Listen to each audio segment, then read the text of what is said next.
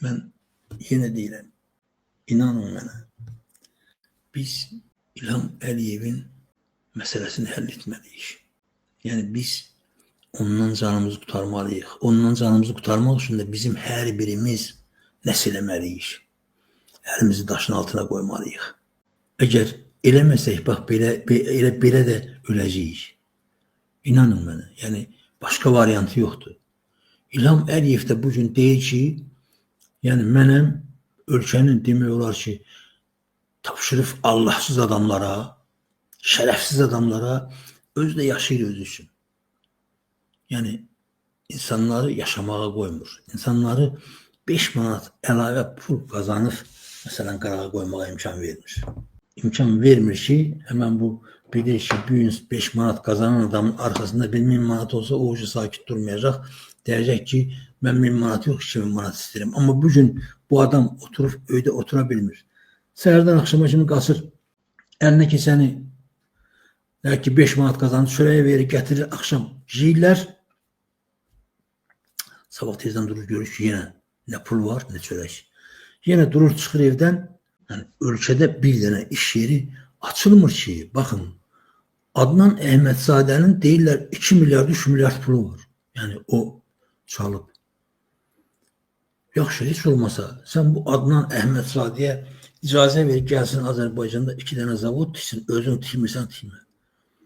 Gəlsin Azərbaycanda 2 dənə zavod tiksin, bu insanlar işləsinlər, bir parça çörək qazasınlar da.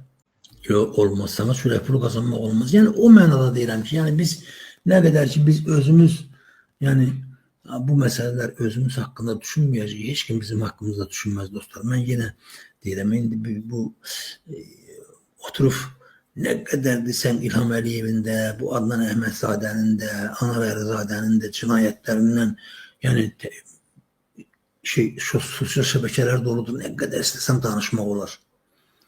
Əgər bununla bir tərəfə çıxsaq. Baxın, 90-cı illərdə biz deyirdik ki, yəni istənilən liderlər deyirdi ki, bana bir televiziya kanalı verin, mən ölkənin, məsələn, ölkədə 3 günə hakimiyyət dəyişim.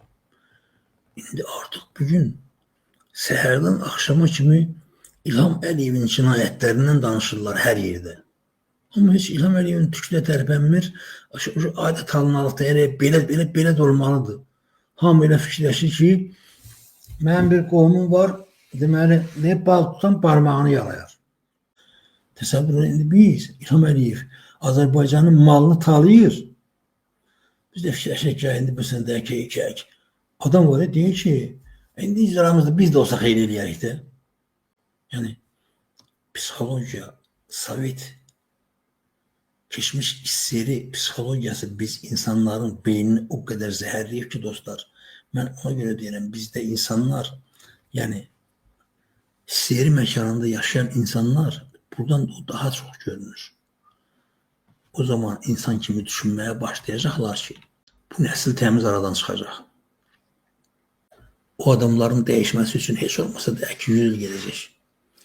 O da əgər sən normal cəmiyyət qura bilsən, əgər sən bugün Azərbaycanda keçmiş seyirdə baş verən hadisələrin biraz da pis variantı insanlara təklif olunursa, orada 50 il, 100 il yox, yəqin ki, çox çəkəcək. Orada çox çəkəcək ki, biz təmizlənək. Yəni, bizim içimizdən o cəlladlıq, bizim içimizdən o şeytan çıxsın.